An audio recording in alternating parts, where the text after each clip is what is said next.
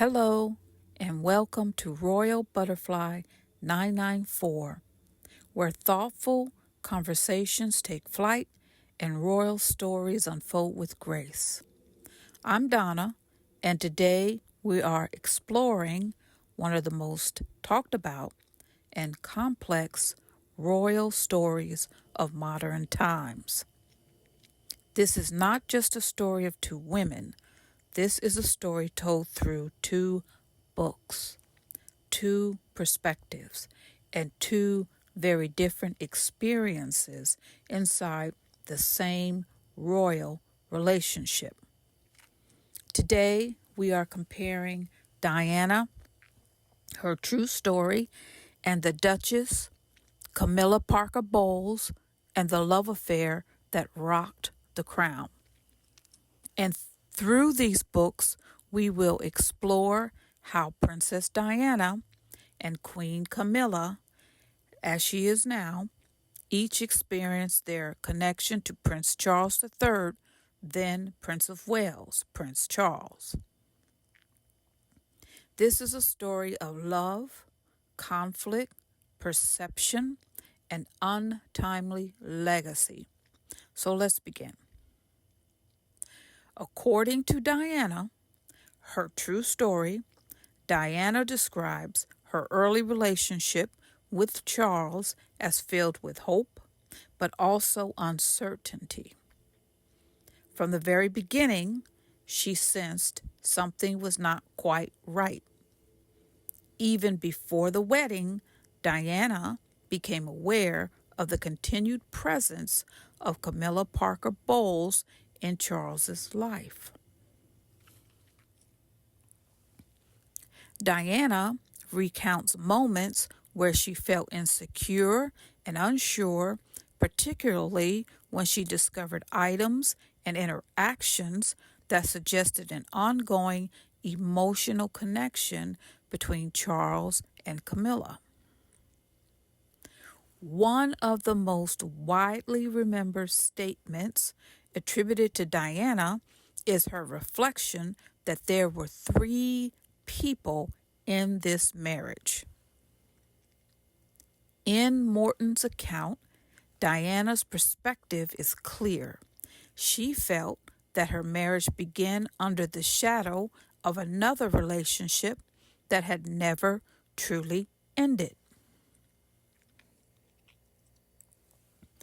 In contrast, The Duchess by Penny Junor presents a very different framing of the relationship between Charles and Camilla.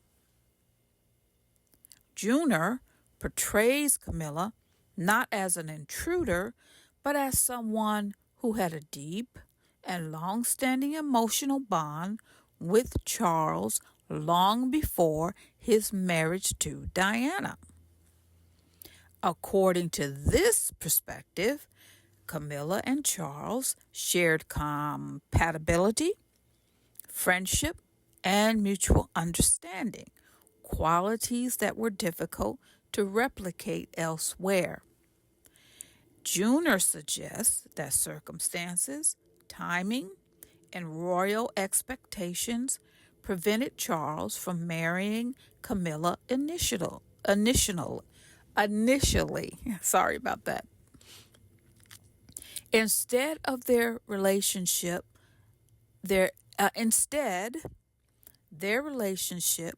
evolved over time, often out of the public eye, and was shaped by the constraints of royal duty. In this telling, Camilla is not positioned as a disruptor, but rather as a constant presence in Charles' life, one rooted in history rather than intrusion. What makes this comparison so powerful is that both books describe the same core situation, but from entirely different emotional and narrative perspectives.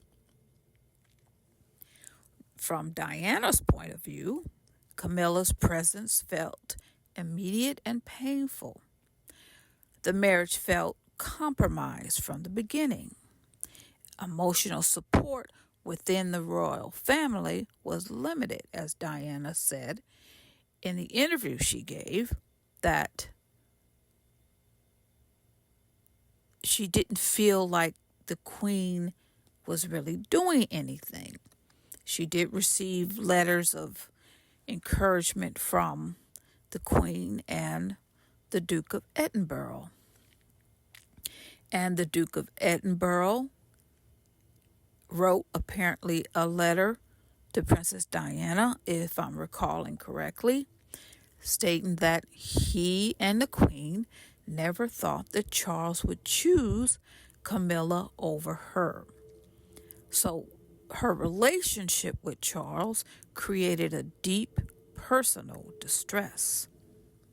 Now, from Junor's portrayal of Camilla, the bond with Charles was long-standing and meaningful.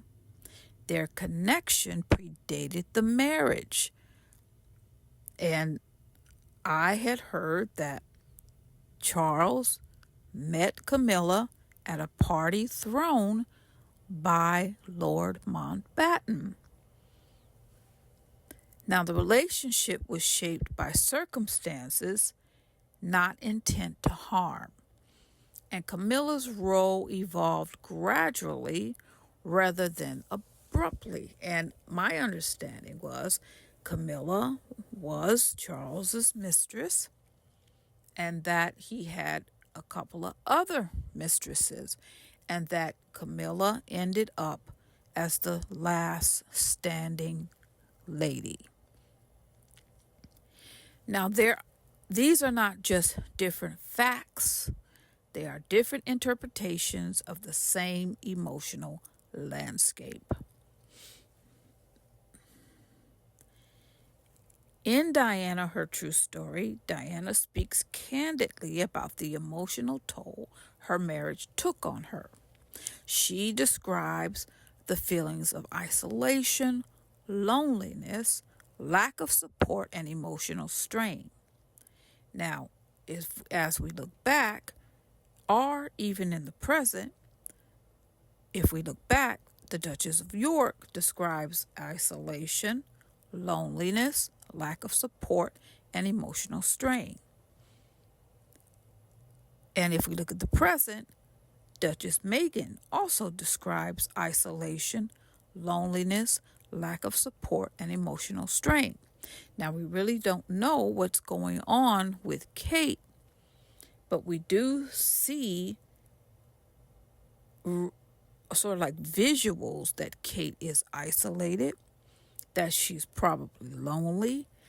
She doesn't have the support of William or, as seems, some of the family members, and that it appears to have taken an emotional strain on her. Now, Diana also discusses the intense pressure of royal life combined with the constant mutiny scrutiny. And the Duchess of York and the Duchess of Sussex have also talked about this. And once again, we're not sure if Kate, William's wife, feels this pressure. Now, Diana's struggle was not only with her marriage, but with navigating a system that often felt overwhelming and rigid. Now, Kate seems to have figured out a way of navigating the system, and we know that Duchess Meghan left the system with Harry because they did not want to navigate it, and the Duchess of York had difficulty navigating the situation. Now, Princess Diana sought connection, reassurance, and understanding, and she often felt that she did not receive it. And she has said this in her interviews. Now, meanwhile, Junor's portrayal of Camilla presents a quieter, more reserved figure. Camilla is described as discreet, whereas Princess Diana was not considered discreet. She's described as patient, whereas Diana insisted that Charles give up his mistress and stay with his family. They consider Camilla as emotionally steady. She was not with Charles all the time. She was only with Charles before Diana went away, short periods of time. She was literally the woman he saw on the side. She was literally the mistress. Whereas Diana, being the mother of his children, wanted more from Charles, which was be with the children, be with us at dinner, be with us at vacation. So because she demanded or expected these things from her husband, the PR is that she was not emotionally steady, whereas Camilla was. But then Camilla didn't have to deal with any of that. Camilla is described as reluctant to seek public attention. Well, when Camilla was with Charles, she was kept out of the public view because she was secret. Diana was the Princess of Wales. She was the future Queen of England, and she was required to perform royal duties, which she did brilliantly. So when they describe Camilla as being discreet and patient and emotionally steady and reluctant to seek public attention, as a contrast to Princess Diana, they are totally overlooking who Princess Diana was. She was Prince Charles's wife, the mother of his children, and the future Queen of England, and she was a senior royal, well known. From the second she was engaged to Prince Charles, she became a media sensation, not of her own doing. Now, rather than confronting the situation publicly, Camilla remained largely behind the scenes for many years. Of course she did. This is normal. Remember her position. She was not his wife, she was his mistress. Her approach was not one of public expression, but private endurance. Remember, once again, she was his mistress, so she really had no choice. But this is how the book is portraying her. Now, another major contrast between the two narratives is how each woman interacted with the media. Well, Diana became one of the most photographed and discussed women in the world because she was open, she was vulnerable and emotionally honest, and that created a powerful connection with the public. However, it also made her the subject of intense scrutiny. Now, Camilla, on the other hand, was often portrayed negatively in the media for many years. Now, this is because people do not like mistresses, and they surely did not want Prince Charles to have a mistress over their beloved Princess of Wales, the future Queen of England, Diana. Now, Junor's book attempts to reframe this narrative. She's trying to present Camilla as someone who was misunderstood and judged harshly without full context. Now, over time, public perception of Camilla has shifted, particularly as her role became more visible and accepted, and she is now Queen of England. Now, at the heart of both books is a central question. What happens when love and duty do not align? For Diana, the expectation was that marriage would bring emotional fulfillment and partnership. That is an expectation everyone has. It is a normal expectation. When that expectation was not met, the experience became deeply painful, as it would for anyone. For Camilla, the story is framed as one of timing. According to Junor, the relationship with Charles existed before the constraints of royal expectation shaped his path. In this sense, Camilla's story is one of a relationship that endured despite obstacles, and this is true. The relationship with Camilla endured for Charles. He really did just ignore everything in his relationship with his wife and children so that he could be with Camilla. He even went against his mother's wishes. So there it is. I mean, there's nothing you can say because that is the truth. Now, today, both women hold very different places in royal history. Princess Diana is remembered for her compassion, her emotional openness, and her humanitarian work. Her legacy continues to resonate globally. Princess Diana is just as famous and beloved today as she was when she was alive.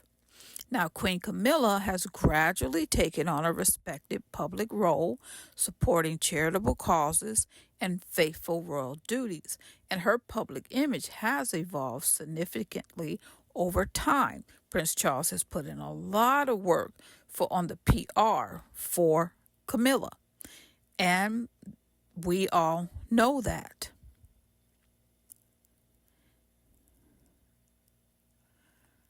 Okay, so let me just take a moment and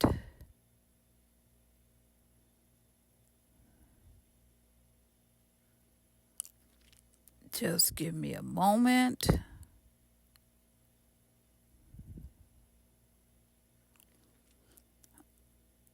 Okay.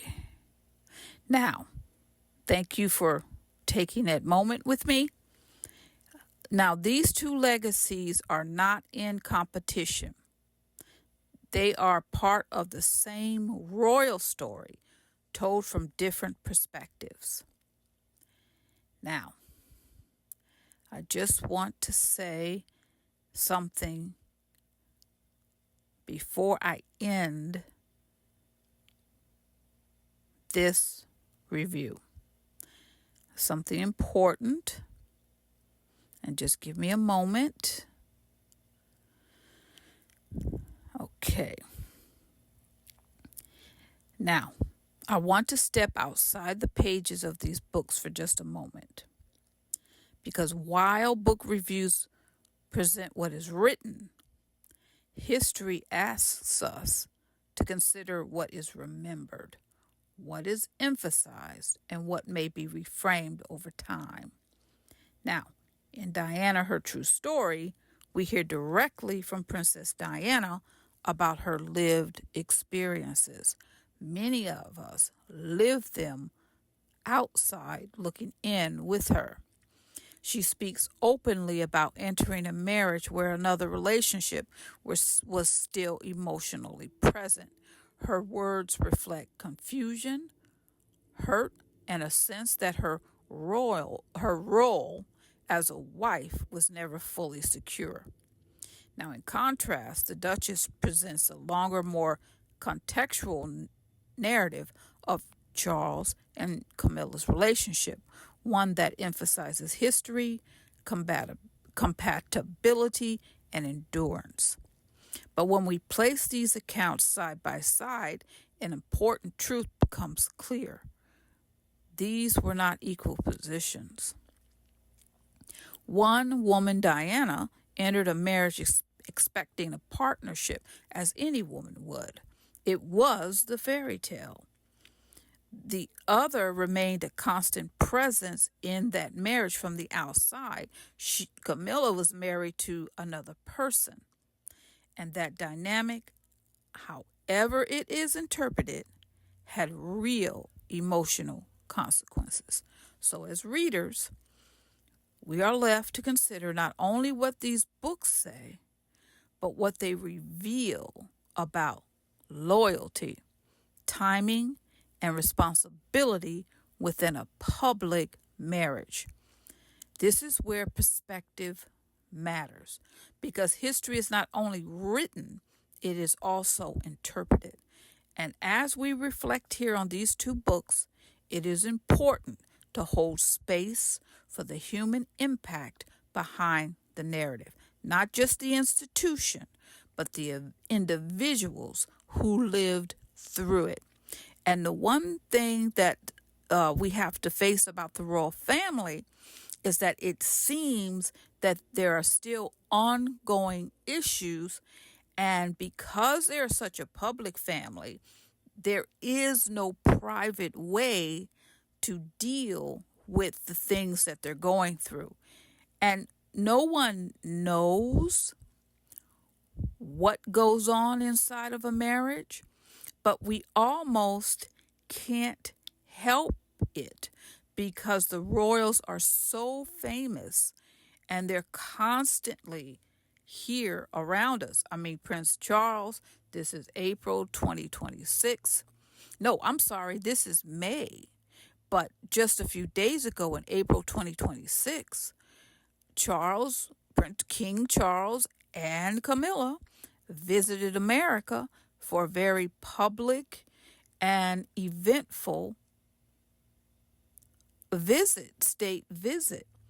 So when I see Charles, I mean, all my life I have seen him.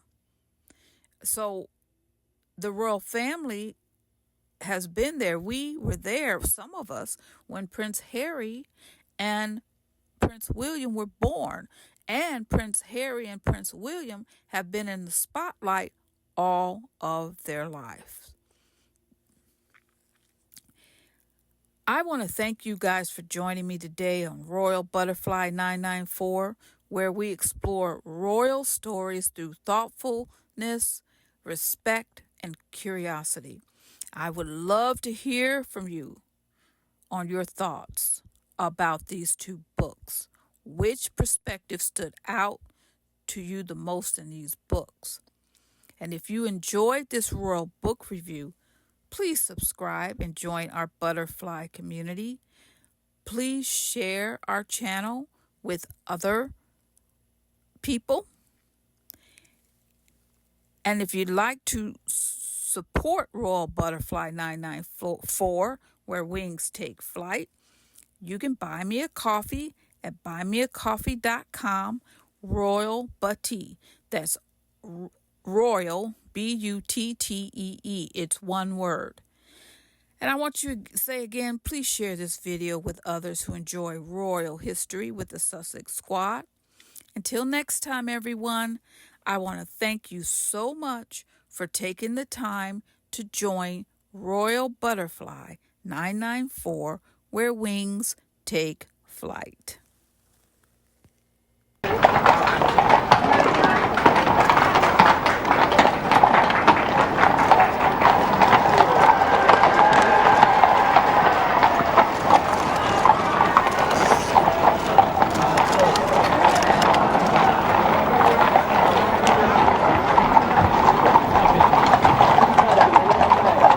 Quite heavily veiled in there.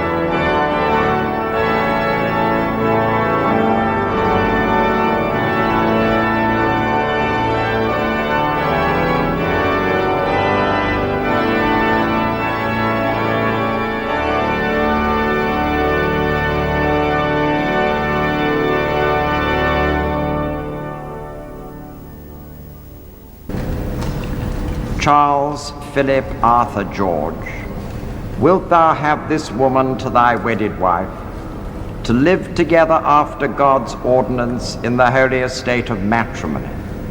Wilt thou love her, comfort her, honor and keep her in sickness and in health, and forsaking all other keep thee only unto her, so long as ye both shall live? I will. Diana Francis, wilt thou have this man to thy wedded husband, to live together according to God's law in the holy estate of matrimony? Wilt thou love him, comfort him, honor and keep him in sickness and in health, and forsaking all other, keep thee only unto him, so long as ye both shall live? I will. Who giveth this woman to be married to this man?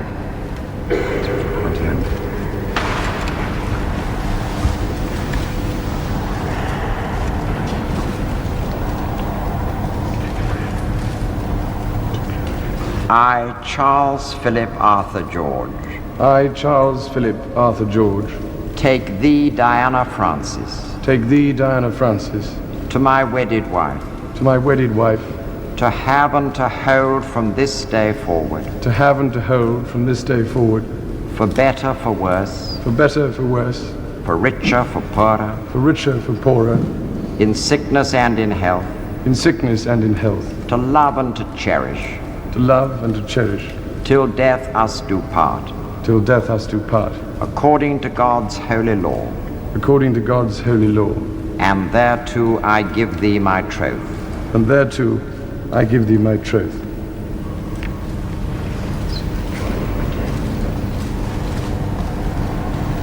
I, Diana Francis, I, Diana Francis, take thee, Charles Philip Arthur George, take thee, Philip Charles Arthur George, to my wedded husband, to my wedded husband, to have and to hold, to have and to hold, from this day forward, this day forward, for better, for worse, for better, for worse, for richer, for poorer, for richer, for poorer, in sickness and in health, in sickness and in health, to love and to cherish, to love and to cherish, till death us do part, till death us do part, according to God's holy law. according to God's holy law.